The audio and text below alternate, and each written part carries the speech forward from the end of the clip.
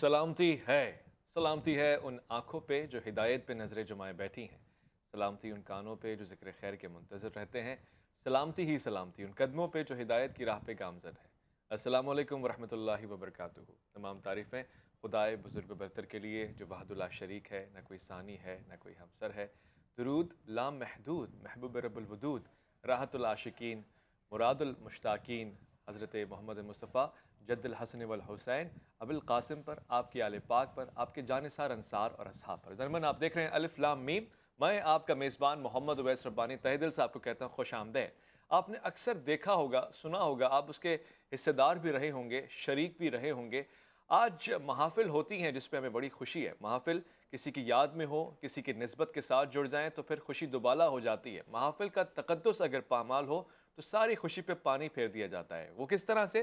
اب کوئی نئی چیز ہے جو ہمارے معاشرے میں خاص طور سے یہ برصغیر پاک و ہند میں ہے، جب ہم کسی کا جشن، خوشی، میلاد مناتے ہیں یا پھر عام طور سے روحانیت کی کوئی محفل ہوتی ہے تو نہیں سمجھ میں آتا کہ وہ کون سا کرنٹ ہے جو روحانی طور سے ملتا ہے اور اس کے بعد بندہ کپ کپی اختیار کر لیتا ہے، اس کو جھٹکے لگتے ہیں، وہ قمیض بھی پھاڑ دیتا ہے، وہ ہوش سے بے ہوشی کی طرف چلا جاتا ہے، وہ بے خودی میں آ جاتا ہے۔ کیا اس سے پہلے صحابہ کرام کے زمانے میں ہم نے کوئی ایسا واقعہ سنا ہے؟ کیا صحابہ کرام معاذ اللہ روحانیت میں اس درجے پہ نہیں تھے؟ یا پھر آج کے لوگ روحانیت کے اس مقام پہ پہنچے ہوئے ہیں کہ ہاتھوں سے کرنٹ دے دیتے ہیں؟ اسی طرح محافل کے انعقاد کے طور پر آج ڈھول بجائے جاتے ہیں، ولادت کے مواقع کے اوپر رقص کیا جاتا ہے، جشن منایا جاتا ہے اس انداز سے کہ لگتا نہیں کہ کوئی اسلامی انداز کا جشن ہے۔ کیوں ہے؟ کیسے ہے؟ اس کا حل کیا ہے؟ اور اس کے نتائج کس نوعیت کے برپا ہو سکتے ہیں؟ آج الف لام میم میں اس حوالے سے گفتگو ہوگی۔ میں خوش آمدید کرنا چاہتا ہوں، بہت ہی معروف پیارے عالم دین ہیں، شفیق مہربان، علم سے سرشار گفتگو فرماتے ہیں، مفتی نوید عباسی۔ السلام علیکم ورحمۃ اللہ۔ وعلیکم السلام ورحمۃ اللہ وبرکاتہ۔ الف لام میم میں ساتھی تشریف فرمائے، ایک اور مہمان جو اس سے قبل بھی تشریف لے کر آئے، انتہائی معتدل انداز سے آپ نے گفتگو کی، ہنستے مسکراتے، نجف سے آپ کا تعلق ہے، یعنی نسبت سے نجفی ہیں، علامہ حیات عباس نجفی۔ السلام علیکم ورحمۃ اللہ۔ وعلیکم السلام ورحمۃ اللہ۔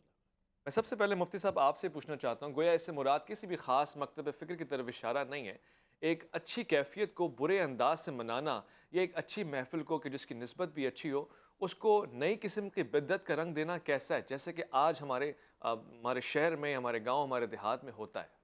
بسم اللہ الرحمن الرحیم۔ بہت شکریہ اویس بھائی۔ گزارش یہ ہے کہ جس عصر میں ہم جی رہے ہیں یہاں بہت ساری چیزیں قابل اصلاح ہیں، اور معاشرے کے تمام طبقات میں ہمیں کہیں کچھ چیزوں میں زیادتی نظر آتی ہے، کہیں کچھ چیزوں میں کمی واقع ہوتی ہے، تو یہ اصلاح تو ہر شعبے میں ہونی چاہیے۔ کیونکہ مذہبی محافل کے حوالے سے آپ نے بات کی ہے تو یہ ایک بڑا ہی نازک مسئلہ آپ نے چھیڑا ہے، کیونکہ اسلام کا دامن بڑا وسیع ہے، اور جب وسیع ہے تو پھر نبی رحمت صلی اللہ علیہ وآلہ وصحبہ وبارک وسلم کی بارگاہ اقدس و اطہر میں ہمیں حاضر ہونا پڑتا ہے۔ تو اب دیکھیے کہ صحابہ کرام علیہم الرضوان میں ہر طرح کے لوگ تھے، یعنی ایک طرف آپ کو سنجیدگی، متانت حضرت فاروق اعظم میں نظر آئے گی، حضرت مولا علی میں نظر آئے گی، لیکن یہی حضرات نبی رحمت صلی اللہ علیہ وسلم کے ساتھ بیٹھ کر مسکراتے بھی ہیں۔ بلکہ ایک صحابی ہیں، سندن صحیح روایات میں موجود ہے، حضرت عبداللہ الحمار ان کا نام ہے، تو وہ کئی دفعہ ان کو حد لگی، میں اس تفصیل میں نہیں جانا چاہتا، لیکن حضرت فاروق اعظم نے ان کے متعلق کچھ کہا تو نبی علیہ السلام نے فرمایا رہنے دو اس کو۔ وہ نبی علیہ السلام کے سامنے لوٹ پوٹ ہوتے، یعنی اچھا سفید لباس پہن کے آتے اور مٹی میں وہ لوٹ پوٹ ہوتے، اللہ اور حضور انور صلی اللہ علیہ وآلہ وسلم انہیں دیکھتے اور خوش ہوتے۔ تو ایک دن صحابہ کرام نے ان کو پکڑ لیا، یار تو عجیب آدمی ہے، یہ کون سا تو نے انداز اختیار کر رکھا ہے کہ تو مٹی میں جناب چھلانگے لگاتا ہے، پورا جسم مٹی مٹی کر دیتا ہے، ٹانگ تیری آسمان کی طرف، سر تیرا زمین کی طرف، عجیب بےہودگی ہے، نبی علیہ السلام کے سامنے یہ کرتے ہو؟ اللہ۔ اس نے کہا میں جو کرتا ہوں بتاؤ نبی علیہ السلام دیکھ کے کیا کرتے ہیں؟ تو انہوں نے جواب دیا کہ نبی علیہ السلام دیکھ کے تجھے مسکراتے ہیں، کہا اسی مسکراہٹ کے لیے تو یہ سب کچھ کرتا ہوں۔ اللہ اکبر۔ اویس بھائی گزارش یہ ہے کہ نبی رحمت صلی اللہ علیہ وآلہ وسلم نے جب مدینہ منورہ تشریف فرما ہوئے تو مدینہ کی بچیوں نے دف بجا کر، یہ صراحتاً روایات میں موجود ہے، نبی علیہ السلام کا استقبال کیا، جی۔ اور طلع البدر علینا من ثنیۃ الوداع وجب الشکر علینا ما دعا للہ داعی. جی یہ تقریباً جو سیرت کی کتابیں، حدیث کی کتابیں، سب میں یہ بات موجود ہے کہ اس طرح نبی علیہ السلام کا استقبال ہوا. ہوں، تو یہ وہ چیزیں اگر کوئی اس طرز، اس نیچ پہ کرتا ہے تو ہم اس کو برا نہیں کہتے. لیکن دوسری طرف ایک اور آج کے معاشرے میں یہ سلسلہ بھی ہو گیا ہے کہ لوگ تصنع، بناوٹ، ریاکاری. لوگوں کو دکھانے کے لیے ریاکاری، اور پھر کسی چودھری صاحب کو، کسی سیٹھ صاحب کو، کسی کو خوش کرنے کے لیے کہ جناب دیکھیے پھر چھلانگیں لگانا، یہ مزاج اسلام نہیں ہے. صحیح. دیکھیے رقص، سرور یا کیفیت میں فرق ہوتا ہے. ہم ہندوستان میں بسنے والے اس عظیم ہستی کو نہیں بھول سکتے کہ جن کا ہندوستان پر سب سے بڑا احسان ہے، جنہوں نے اسلام پھیلایا، خواجہ خواجگاں حضرت خواجہ معین الدین چشتی اجمیری رحمۃ اللہ تعالیٰ علیہ. اگر قوالی کی بات بھی ہوتی ہے تو ہمارے جو اسلاف ہیں، جو بزرگ ہیں، اور ایسے بڑے بڑے نابغہ روزگار لوگ ہیں کہ جن کے سامنے باقی لوگ ہمیں بونے نظر آتے ہیں، جو عدم جواز کی بات کرتے ہیں، یعنی حضرت تاجدار گولڈہ سیدنا پیر مہر علی شاہ رحمۃ اللہ تعالیٰ علیہ سے بڑا ان کے اثر میں کون ہو سکتا ہے، جن پر تمام مکاتب فکر نے اتفاق کیا. وہ اتنا بڑا آدمی، لیکن ان کے ہاں سماع کا سلسلہ تھا، قوالی کا سلسلہ تھا، لیکن قوالی ایک طریقے سے ہوتی تھی اور اس کی حدود متعین تھی، آج بھی وہاں پر ہوتی ہے. اسی طریقے سے خواجہ خواجگاں حضرت خواجہ شاہ سلیمان صحیح. توسوی رحمۃ اللہ تعالیٰ علیہ ہوں، یہ بزرگ کرتے تھے. یہ سلسلوں میں ایک چیز ہے جس سے روحانیت بیدار ہوتی ہے، اندر کی کیفیات باہر آتی ہیں. سنت سے کوئی چونکہ سلسلہ اس کا ملتا ہے؟ دیکھیے میں آپ کی خدمت میں عرض کروں، کچھ لوگ جو بنیادی طور پر تصوف سے نابلد، جی اس کو جانتے نہیں ہیں، تو وہ اس پر اعتراض کر بیٹھتے ہیں. یعنی تصوف کا معاملہ یہ ہے کہ جب ایک علم کو آپ جانتے نہیں ہیں تو آپ اس کے حوالے سے کلام کیوں کرتے ہیں. شیخ اکبر حضرت محی الدین ابن عربی رحمۃ اللہ تعالیٰ علیہ نے فتوحات میں، جی فصوص الحکم میں، اور اس کے علاوہ دیگر جو ہمارے متصوفین بزرگ گزرے انہوں نے چیزیں لکھی ہیں، ٹھیک. اور یہ کیفیات انسان کی ہوتی ہیں. لیکن یہ کیفیات اس وقت ہوتی ہیں کہ جب آدمی کو اپنی خبر نہیں ہوتی. ٹھیک ہے. یعنی یہ تو حضرت شیخ عبد القادر جیلانی کی بارگاہ میں بھی ہوتا تھا، صحیح ہے. اور یہ سلسلے رہے. لیکن آج کے دور میں مائک پکڑ کے ڈگا ڈکا کرنا اور پوری محفل میں ہوش و حواس میں جی. یہ چیزیں کرنا، یہ محفل میں بیٹھے ہوئے کسی آدمی پر آپ سیب کی نہیں بات سن کر، کسی کی بات سن کر کیفیت طاری ہو جائے، آنسو آ جائیں اور وہ تڑپنے پھڑکنے لگے. لوگ کہتے ہیں جی نظر کا اثر نہیں ہوتا. میں یہ بھی عرض کر دوں ٹھیک. کہ اگر بری نظر لگتی ہے، اور صراحتاً حدیث میں اور قرآن مجید فرقان حدیث حمید تک آپ دیکھیے گا کہ بری نظر لگتی ہے، تو جب کسی کو بری نظر اچھی لگتی بھی ہے لگ صاحب تو سکتی ہے. اچھی نہیں لگتی. واہ اچھی واہ. نظر کا بھی اثر ہوتا ہے. کیا نبی رحمت ٹھیک صلی ہے. اللہ علیہ وآلہ وسلم نے صلی اللہ علیہ پتھر کو دیکھا، درخت کو دیکھا، اپنے اصحاب کو دیکھا تو ان پر اثر نہیں ہوا؟ ٹھیک. اثر ہوتا ہے، اور اندر کی کیفیات بیدار ہوتی ہیں. لیکن ان کو سمجھنے کے لیے آپ ٹھیک ہے. کو وہ علم چاہیے، فوراً فتویٰ نہیں لگانا چاہیے. میں بھی ساتھیوں سے یہ کہتا ہوں میں کہ یہ بات اصلاح کرنے کی لگا. کوشش ہمیں بہرحال کرنی اصلاح کی کوشش کرنے کے لیے آج کے یہ پروگرام ہے، اور یقیناً کسی طور پہ تنقید نہیں ہے، اصلاح یا سمجھنے کے لیے کر رہے ہیں. علامہ حیات عباس نجفی صاحب، ہم تمام محافل کی بات کریں، آج بھی ہم دیکھتے ہیں کہ نئے رنگ سے محافل میں ڈھول کی تاب پر رقص کیا جاتا ہے. اب جشن ہو، جناب حضرت علی کرم اللہ وجہ کی ولادت کا جشن ہو، یا شعبان معظم کی دیگر تاریخیں ہوں، یہ اس سے پہلے کبھی دیکھا گیا ہے کہ جشن ہو رہا ہے، لوگ رقص کر رہے ہیں، ناچ رہے ہیں، اور اس کو ہم کہہ رہے ہیں کہ یہ تو لطافت ہے؟ اعوذ باللہ من الشیطان الرجیم، بسم اللہ الرحمن الرحیم. جیسے جن ہستیوں کا آپ نے نام لیا، چاہے وہ ذات امیر المومنین ہوں یا ذات سید الشہداء ہوں، ان کی پوری زندگی ہم دیکھتے ہیں تو انہوں نے پوری زندگی درس اسلام دیا ہے. کوئی بھی ایسا کام جو اسلامی نقطہ نظر سے جائز نہیں ہے، چاہے وہ بے پردگی ہو، چاہے وہ ایسا عمل ہو جس عمل سے اسلام کی عزت اور حرمت پامال ہو رہی ہو، مرد اور خواتین کا ایک ساتھ بیٹھنا، حجاب کا خیال نہ کرنا، اور ایسے گانے کی آوازیں جو صراحتاً لہو لعب کی محفل ہوں، اس کی کسی بھی مکتب فکر میں اجازت نہیں ہے. صحیح. ہاں، ایسی محفل، ایسی آواز جس آواز کو سن کر آپ کے اوپر ایک کیفیت روحانی طاری ہو جائے. جیسے انہوں نے صوفیت کی بات کی، تصوف کی بات کی. آپ آ جائیں مکتب تشیع میں، امام خمینی علیہ رحمہ، شہید مرتضیٰ مطہری، انہوں نے باقاعدہ صوفیت اور عرفان کے بارے میں بہت ساری چیزیں لکھی ہیں، وہ الگ چیزیں. لیکن ایسی چیزیں جس چیزوں میں ریاکاری ہو، بے پردگی ہو، لہو لعب ہو، اس کی کسی بھی صورت میں اجازت نہیں ہے. اور اس سے پہلے آپ جتنی بھی پرانی محافل میں چلے جائیں، جیسے مکتب تشیع میں بر صغیر میں بہت بڑا مرکز تھا لکھنؤ میں رجب میں شعبان میں بہت بڑی بڑی محافل ہوتی تھی، سب کچھ ہوتا تھا. اشعار ہوتے تھے، محافل ہوتی تھی، منقبت ہوتی تھی، قصیدہ ہوتا تھا، مرثیہ ہوتا تھا. لیکن سب کچھ حدود کے ساتھ ہوتا تھا. اچھا. لیکن یہ جو اسلام کے نام پر میں بہت آسان الفاظ میں کہہ رہا ہوں، جو اسلام کے نام پر ایسی چیزیں کی جا رہی ہیں جس کے اندر حیا نہیں ہے، جو سرن غیر اسلامی ہے، غیر تو آپ اس کو روکتے کیوں نہیں ہیں؟ علماء نے بولا ہے، سب علماء نے اس کے خلاف آواز بلند کی ہے، اور الحمدللہ عز و جل اس کے اندر جو صاحب شعور لوگ ہیں وہ اس چیز کو سمجھ رہے ہیں کہ یہ کون سی چیز اسلامی ہے اور کون سی چیز غیر اسلامی ہے. ہمیں جشن اہل بیت علیہ السلام، جشن رسول خدا صلی اللہ علیہ وسلم منانا چاہیے، لیکن اسلامی حدود اور قیود میں. ٹھیک ہے، مناسب ہے. میں خواتین و حضرات آپ کو یہ بھی بتاتا چلوں، یہ تو اسلامی بات ہو رہی ہے، شریعت کے قوانین کیا کہتے ہیں، آئین کیا کہتا ہے، اس سے بھی نکل کے میں اخلاق کیا کہتا ہے اس پہ بات کرنا چاہتا ہوں. غور، یہ میں ہرگز نہیں کہہ رہا کہ متصادم ہیں آپس میں، مگر ایک زاویہ ہے. یہ قوالی ہو یا جشن ہو یا کسی بھی طور سے محفل سما ہو یا پھر نعت کی محافل ہوں، نوٹوں کا ایسا اچھالنا مجھے آج تک سمجھ میں نہیں آیا. یعنی جس پہ قائد اعظم کی تصویر بھی نقش ہو، جس پہ پاکستان کا فلیگ بھی لگا ہو، جس کو ہم مقدس سمجھتے ہیں، احترام کے قابل سمجھتے ہیں، اس کو ہوا میں ایسے پھینکنا گویا کہ کسی اچھی محفل کی طرف اشارہ نہیں کرتا. یہ کہاں سے آیا، کب سے آیا، اور کیا یہ صحیح ہے؟ میں ہی اس کو اس طرح متنازع بنا رہا ہوں یا سمجھ رہا ہوں؟ اس پہ بات ہوگی. الف لام میم میں ایک مختصر سا وقفہ ہے، لوٹ کر آئیں گے آپ کے.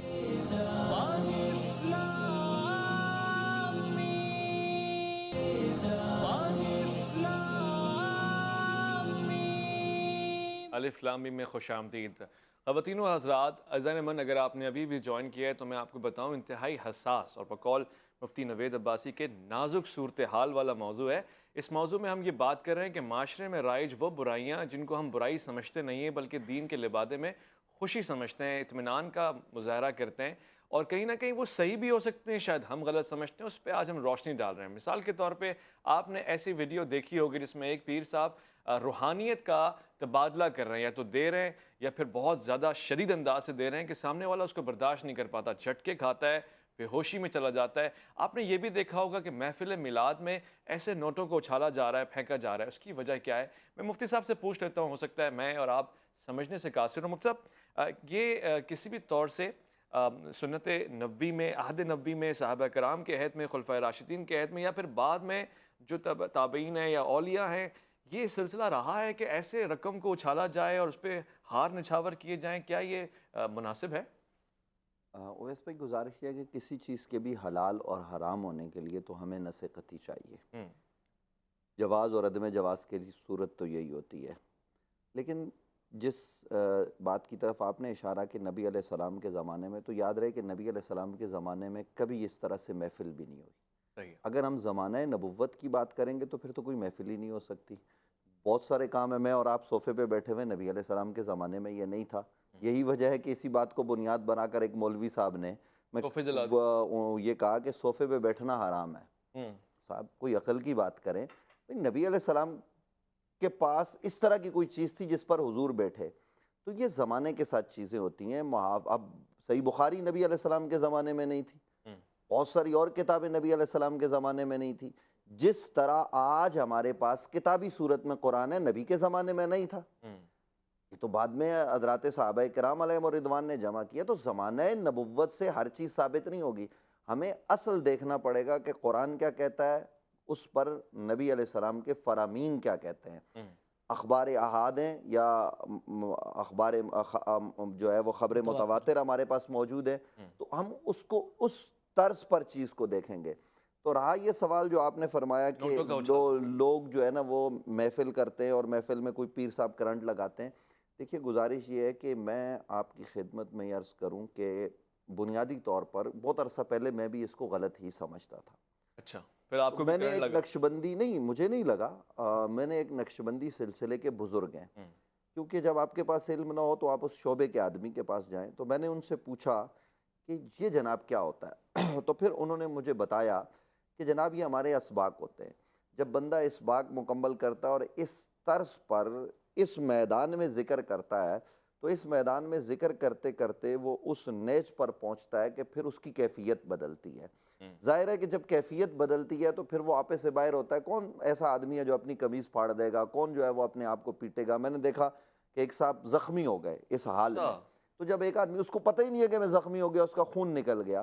تو یہ کیفیات ہوتی ہیں. لیکن بعض لوگ اس میں بھی جو ہے وہ تصنع، بناوٹ یا ریاکاری سے کام لیتے ہیں. مثال کے طور پر میں آپ کے گوش گزار کروں، میں لوگوں کو جانتا ہوں ذاتی حیثیت میں کہ نماز اللہ کی عبادت ہے اور میں تو خیر ہم اپنے آپ کو نیکوکار نہیں کہتے، ہم تو گناہ گار لوگ ہیں، لیکن ہم ایسے اساتذہ کے پاس بیٹھے ہیں کہ جنہوں نے ساری زندگی نماز پڑھی ہے، رات کو اٹھ کر آخری پہر میں نماز پڑھی ہے، طویل طویل سجدے کیے، لیکن کبھی ان کا یہاں پر کوئی نشان نہیں بنا۔ ایک صاحب سے میں نے پوچھا تو ان کے بڑا محراب بنا ہوا تھا، تو میں نے کہا جی یہ کیا ہوا؟ تو ظاہر ہے جب گپ شپ ہوتی ہے دوستی میں، تو اس نے کہا جی ہم عبادت کرتے ہیں اللہ کی۔ اس کے ساتھ بیٹھا ہوا اس کا پکا دوست یار جو ہمارا بھی دوست ہے، وہ مجھے کہنے لگا صاحب اس نے استری گرم کر کے محراب بنایا ہے تاکہ لوگ اس کو نیک سمجھیں، واہ واہ، تو یہ سبحان بھی اللہ، ناجائز ہوگا۔ سبحان دیکھیے اللہ۔ گزارش یہ ہے کہ یہ ایک یہ ہے کہ محراب بن گیا، میں اور آپ محراب والے کو نیک سمجھتے ہیں، تو یہ اس طرح کی تصنع کوئی کرتا ہے ذاتی طور پر صحیح، اپنے آپ کو نیک دکھانے کے لیے یا صحیح، بڑا اللہ کا ولی دکھانے کے لیے، تو ہم اس کو کبھی جائز ٹھیک، نہیں کہہ سکتے۔ ٹھیک، لیکن یہ ناجائز کا فتویٰ لے کر ہم کسی کے پیچھے پڑ جائیں، اور ویسے بھی جس عصر میں ہم جی رہے ہیں، دیکھیے یہاں پر لوگ گھٹن کے ماحول میں جی رہے ہیں، اگر کوئی آدمی تھوڑی جائز خوشی منا لیتا ہے تو اس میں حرج نہیں ٹھیک ہے، ہے، اختلاط نہ ہو۔ دیکھیں نبی رحمت صلی اللہ علیہ وآلہ وسلم کی بارگاہ اقدس و اطہر میں حبشیوں کی بچیاں آئی، انہوں نے کچھ گایا، جی، تو وہ گا گا کے کچھ کہہ رہی تھی، تو صحابہ کرام نے منع کیا، نبی علیہ السلام نے کہا رہنے دو ان کو، پڑھنے دو۔ جی، پھر پوچھا یہ کیا کہہ رہی ہیں؟ تو وہ کہہ رہی تھی کہ محمد بن عبداللہ صلی اللہ علیہ وآلہ وسلم جیسا اس کائنات میں کوئی نہیں ہے۔ تو یہ عید کے دن حضرت سیدہ عائشہ کہتی ہیں کہ کچھ بچیاں آئی، وہ کچھ گا رہی تھی، اور کچھ لوگ جو ہے وہ بچے کچھ کھیل رہے تھے، تو جناب حضرت ابوبکر صدیق جیسے حلیم آدمی نے منع کیا، جی، تو نبی علیہ السلام نے کہا رہنے دو ابوبکر، ان کو کرنے دو، آج عید کا دن ہے۔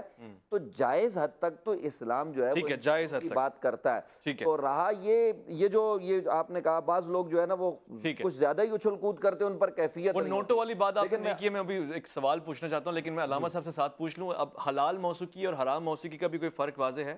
دیکھیں فقہ جعفریہ میں جس کے اوپر غنا صدق آئے گا، لہو لعب جیسی آواز ہوگی، وہ آواز جو ان محفلوں کے ساتھ خاص ہوں جو غیر اسلامی ہیں، اس طرح کی تو اس میں کوئی بھی اجازت نہیں ہے۔ باقی ایسی آواز جس کی خداوند عالم نے خوبصورت اگر انسان کو آواز دی ہے، ایک انسان آواز پڑھ رہا ہے تو اس میں کوئی حرج نہیں ہے۔ یا جیسے مختلف چیزیں ہیں جس کی آقا خامنہی اور آقا خمینی کی طرف سے اجازت ہے، جیسے ڈف وغیرہ اگر اس انداز سے بجایا جائے کہ اس کے اوپر لہو لعب صدق نہ آئے، تو اس کے ذریعے سے نعت وغیرہ میں اس کا بجانے کی اجازت ہے۔ لیکن بعض علماء نے وہاں پر بھی منع کیا ہے کہ کوشش کی جائے کہ اس کی آواز ایسی نہ بنے جو محفلیں لہو لعب کی ہوں۔ میں لہو لعب کی تھوڑی سی ایک سیکنڈ میں وضاحت کر دوں، جی، یعنی ایسی محفلیں جو گناہوں سے پر محفلیں ہوتی ہیں، اس انداز سے نہ ہو، جس کی آپ نے یہ مثال بھی دی، ذکر بھی کیا، جیسے نوٹوں کا اچھالنا۔ جی، کسی بھی مومن کو اگر وہ نعت پڑھ رہا ہے، قصیدہ پڑھ رہا ہے، منقبت پڑھ رہا ہے، حمد باری تعالیٰ پڑھ رہا ہے، اس کو ہدیہ دینے میں کوئی حرج نہیں ہے۔ اچھا، اب جتنا بھی اس کو ہدیہ دیں وہ بہتر ہے، اس کی حوصلہ افزائی کریں، لیکن اس انداز سے دینا کہ وہ اس محفلوں سے مماثلت رکھے جن محفلوں میں گناہ کیے جاتے ہیں، اس طریقے سے اچھالا جائے جیسے اس میں آپ نے کہا کہ ہمارے بانی پاکستان کی تصویر بھی ہے، وہ پیروں میں آ رہی ہے، اور اس کو اس طریقے سے اجتناب کیا جائے تو بہتر ہے، بہت زیادہ بہتر ہے، آپ سے فرما رہے ہیں۔ مگر اب دیکھیں نا، اور اس میں فرق واضح نہیں ہے، جشن ہو رہا ہے نا، ہم تو مٹھائیاں بھی بانٹ رہے ہیں۔ جی جی اب نئی قسم کی بدعت یہ ہے کہ ڈھول بھی بج رہا ہے، رقص بھی ہو رہا ہے، اور میں ایک سوال پوچھ رہا ہوں، سوال یہ ہے، خواتین کا منقبت پڑھنا، نعت پڑھنا اور غیر نامحرم افراد کا سننا مناسب ہے؟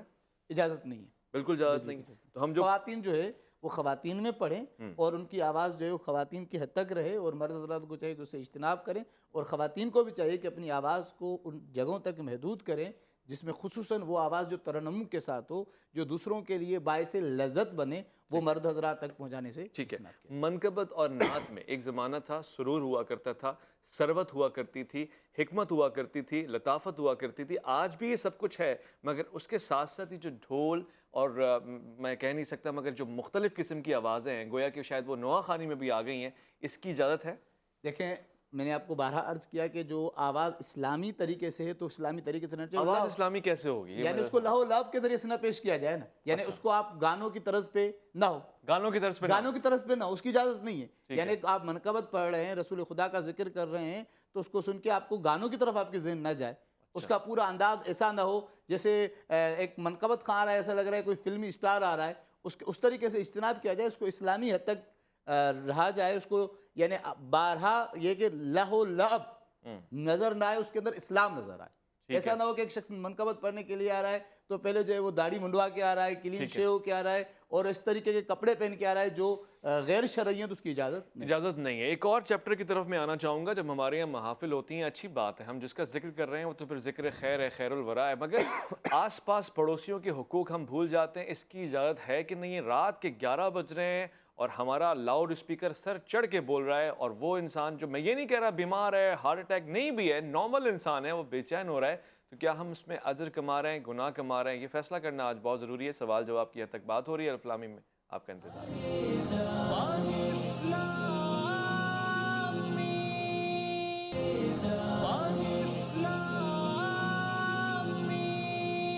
الف لام میم میں خوش آمدید۔ اذان من الف لام میم میں گفتگو ہو رہی ہے انتہائی خاص موضوعات کے اوپر۔ ہم یہ بات کر رہے ہیں کہ اسلامی معاشرے میں غیر اسلامی رسومات، جنہیں ہم بدعت کہتے ہیں، اس کی کس حد تک اجازت ہے، اور پھر اسلام کے لبادے میں کس حد تک اجازت ہے، اور پھر غیر اسلامی یعنی غیر مسلم اگر اس کو دیکھے گا تو وہ کیا سمجھے گا، کیا مراد لے گا؟ کہیں ہم برصغیر پاک و ہند میں رہنے کی وجہ سے ہندوستان سے بہت ساری رسومات ایز اے سوینئر لے کر تو نہیں آئے، اور پھر ہم نے اس کو اسلام میں شامل تو نہیں کر دی ہے؟ عرب معاشرہ کس طرح اور کس انداز سے خوشیاں مناتا ہے، ہم یہ بھی بات کر لیتے ہیں۔ اگر میرے بس میں ہوتا میں آپ کو ویڈیوز دکھاتا کہ عرب معاشرے میں بھی خوشیاں منائی جاتی ہیں، مگر وہ ان کا کلچرل سیٹ اپ ہے۔ اسی طرح ایران کے معاشرے میں، فارس کے معاشرے میں اور پھر دیگر جگہوں پہ اپنے کلچر کو مد نظر رکھتے ہوئے خوشی منائی جاتی ہے۔ ہم بھی اپنے کلچر کے حساب سے خوشیاں منا رہے ہیں۔ مفتی صاحب، وہ نوٹوں والی بات بھی آئی ہے، کیا محافل میں ایسے نوٹوں کو اچھالنا مناسب ہے؟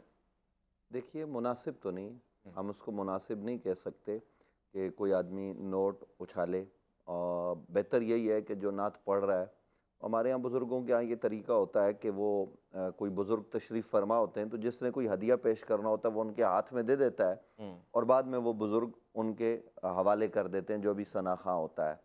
لیکن اس کو کلی طور پر حرام بھی کہنا یہ بہت بڑی جسارت ہوگی۔ میں حرام نہیں کہہ سکتا، یعنی یہ ہے کہ آپ اس کو اس حد تک کہ ممنوع ہے، منع ہے۔ حرام کے لیے مجھے دلیل قطعی چاہیے جو کہ میرے پاس نہیں ہے۔ ہم اس کو جو ہے نا وہ یہ کہہ سکتے ہیں کہ لوگوں کی اصلاح کرتے ہوئے۔ دیکھیے، میں ایک اور بات بھی اویس بھائی یہاں کرتا ہوں۔ آج کل ہمارے کچھ علماء، کچھ لوگوں کو شوق ہو گیا ہے کہ ہم اپنی اصلاح کریں نہ کریں، اپنے گریبان میں جھانکیں نہ جھانکیں، ہم نے دوسرے فیلڈ کے لوگوں کو، ہم نے ان کے اوپر جو ہے وہ پراپر طریقے سے چڑھائی کرنی ہے، اور ان کو جناب ہم نے زد و کوب کرنا اور اپنا آپ بتانا ہے۔ اور جیسے نعت خوانوں کے خلاف نا پوری ایک مہم چل رہی ہوتی ہے کہ جناب یہ لوگ یہ کرتے ہیں، یہ کرتے ہیں۔ بھائی، معاشرے میں اور بھی بہت سارے لوگ یہ کام کرتے ہیں۔ نعت خوان بیچارہ نبی علیہ السلام کی ثنا خوانی تو کر رہا ہے۔ میں ان علماء سے یہ کہنا چاہتا ہوں، آپ کے چینل کے توسل سے بھی، کہ بھائی ہم نے کب ان کی تربیت کا انتظام کیا؟ کبھی آپ نے کسی مدرسے میں نعت خوانوں کے لیے کوئی 2-4 روزہ کورس رکھا کہ نبی علیہ السلام کی نعت کس انداز میں پڑھنی بہت ہے؟ اچھے۔ کیا طریقہ کار جو ہے وہ لکھا گیا ہے؟ قوالی اگر آپ نے کرنی ہے تو قوالی کے جو جواز والے لوگ ہیں وہ انہوں نے کبھی بتایا کہ کس انداز میں قوالی جو ہے وہ ہمارے اسلاف کیا کرتے تھے اور کس حد تک ہم کر سکتے ہیں؟ یہ چیزیں اصل میں قوم کی تربیت کی ضرورت ہے، اور خاص طور پر ایک نوجوان جب آتا ہے وہ یہ دیکھتا ہے کہ مجھے شوق ہے نعت پڑھنے کا، تو وہ نعت خوانی کی فیلڈ میں آتا ہے، وہ نعت پڑھتا ہے، وہ دوسروں کو دیکھتا ہے کہ جناب یہ زرق برق، بہت سارے ثناخواں ایسے ہیں جو ذکر کے ساتھ نعتیں پڑھا کیا کرتے تھے، اب انہوں نے چھوڑ دیا، لیکن ان کی پڑھی ہوئی نعتیں یوٹیوب پر ہر جگہ موجود ہیں، تو نیا پڑھنے والا وہ ان کو دیکھ کے پڑھتا ہے۔ ویسے یہ نعت کاؤنٹ ہوتی ہے کسی کو ٹن ٹنا ٹن کہنا اور یہ چھیڑنا؟ یہ تو دیکھیے، نعت اپنا ایک تقدس رکھتی ہے۔ اویس بھائی، میں آپ کو گوش گزار کروں، بہت سارا ایسا غیر معیاری کلام پڑھا جاتا ہے جس کو ہم نعت کا نام دے دیتے ہیں۔ یعنی ایک آدمی کہتا ہے میں مدینے گیا، مجھے وہاں بڑا لطف آیا، میں مدینے کے یوں گھما، بھائی وہ تو کہ وہ نبی علیہ السلام کی نعت نہیں ہے۔ نعت نبی علیہ السلام کی کیا ہے وہ تو آپ حضرت حسان بن ثابت سے پوچھیں۔ یہ بھی آتا ہے شادیاں 2-3 4 میں بھی شادی کروں گا، یہ سب چیزیں نعت میں نہیں آئیں گی؟ یہ کہاں نعت ہے؟ یہ تو لوگ اصل میں اس کو نعت سمجھ لیتے ہیں۔ نعت نبی علیہ السلام کی اس عمل کا نام ہے جو عبادت ہے، جس میں نبی علیہ السلام کے حسن و جمال، کمال، آپ کے سراپا، آپ کے یدین، آپ کے عینین، آپ کے قدمین، آپ کے سراپا کی بات ہو، آپ کے سینہ اثر کی بات ہو، آپ کے والضحیٰ کے چہرے کی بات ہو، آپ کے اوپر رب کے احسانات کی بات ہو، وہ نعت ہے، اسے نعت کہیں گے۔ اس کے سوا جو کچھ ہے یا تو میری کیفیت ہے یا پھر جناب ادھر ادھر کی باتیں۔ اور ان اشعار کے اوپر کوئی غدغن لگانی چاہیے، کوئی پیرامیٹر ہونا چاہیے۔ بعض اوقات علامہ صاحب آپ کی طرف آ رہا ہوں، صرف اشعار کی بات نہیں، جب میں آپ کو دیکھتا ہوں تو مجھے علامہ بھی یاد آتے ہیں، ایسے ایسے ظاہراً مسند پہ بیٹھے ہوئے شیوخ، ذاکرین کیا کیا مغالطہ کر جاتے ہیں، کیا کیا مبالغہ کر جاتے ہیں. اللہ رب العزت کی ذات میں توہین، کبھی کوئی ایسا شرکیہ کلمہ، کوئی کس سے من گھڑت واقع، کوئی پکڑنے والا نہیں ہوتا. دیکھیں جو بھی غلط کہہ رہا ہے، چاہے وہ کسی کی بھی مسلک سے تعلق رکھے، وہ غلط بات غلط ہے. جیسے انہوں نے یہ کہا کہ جو بات علمی بات ہے ہمیں اس علمی بات کو وزن دینا چاہیے. جیسے فضائل اہل بیت علیہ السلام پہ آ جائے تو فضائل اہل بیت علیہ السلام وہ ہیں جو ان حدیث کو بیان کیا جائے جو رسول خدا صلی اللہ علیہ وآلہ وسلم نے اہل بیت کی شان میں بیان کی ہیں. اگر آپ نے امام حسن اور امام حسین علیہ السلام کے قصائد کو، مناقب کو پڑھنا ہے تو ان کا قصیدہ یہ ہے کہ رسول خدا نے فرمایا الحسن والحسین سید شباب اہل الجنہ. تو رسول خدا صلی اللہ علیہ وسلم نے فرمایا الحسین منی وانا من الحسین. تو آپ نے اگر امام حسین علیہ السلام کی ثنا کو پڑھنا ہے تو ان کی ثنا یہ ہے کہ جب سب لوگ گھروں میں بیٹھے ہوئے تھے تو نانا کے دین کو بچانے کے لیے جس شخصیت نے سفر کیا اس کا نام امام حسین علیہ السلام، جس نے نوکے سنا پر شہادت کے بعد بھی تلاوت قرآن کی، وہ ذات حسین ابن علی ہے. تو اگر حسین ابن علی کے نام پر کوئی شخص ایسی بات کرتا ہے جو قرآن سے تصادم کرے یا سنت رسول سے تصادم کرے، وہ اس کا تو خیال ہو سکتا ہے لیکن یہ ذکر امام حسین نہیں ہو سکتا. ذکر امام حسین. اچھا، ان محافل میں مختلف قسم کے، گمان کر رہا ہوں اللہ کرے ایسا نہ ہو، بوٹی اور نشاور چیزوں کا استعمال کرنا، اس کی شریعت اجازت دیتی ہے؟ کہتے ہیں تصوف میں اس سے رنگ چڑھتا ہے. کوئی بھی اجازت نہیں ہے. جو چیز حرام ہے اسلام میں وہ حرام ہے، چاہے وہ کسی کے نام پہ بھی کی جائے وہ چیز حرام ہے. ٹھیک ہے. جیسے آپ دیکھیں ایک ویڈیو جو میری نظر سے بھی گزری اور یقیناً بہت ساری چیزیں ایسے دیکھنی جو صراحتاً غیر اسلامی ہے. مثلاً ایک شخص ہے وہ جو ہے وہ دعا کرنے کے لیے نامحرم خواتین کے ہاتھوں کو چومتا ہے، ان کو بوسہ دیتا ہے. لوگ اپنی بیٹیوں کو، اپنی بہنوں کو اس کے پاس لے کے جاتے ہیں کہ تم جو ہے وہ ان کے ساتھ جو اس طریقے سے پیار کرو گے تو ان کو شفا ملے گی. یہ صراحتاً غیر شرعی عمل ہے. ایک نامحرم خاتون کو ایک دوسرا نامحرم جو ہے وہ لمس کر رہا ہے، اس کی کہیں اجازت نہیں. صحیح ہے، اس کی کسی بھی صورت میں اجازت نہیں ہے، کسی عرفان میں، کسی تصوف میں کہیں بھی اجازت نہیں. ہاتھوں میں کڑیاں پہننا اور پاؤں میں بہت بڑے بڑے کڑے پہننا، اس کی اجازت ہے؟ دیکھیں جیسے مولانا صاحب نے، مفتی صاحب نے کہا کہ دو چیزیں ہیں، ایک لفظ غیر مناسب، ایک لفظ حرام. اور حرام لفظ کہنے کے لیے ہمارے پاس ضروری ہے کوئی قطعی دلیل ہو.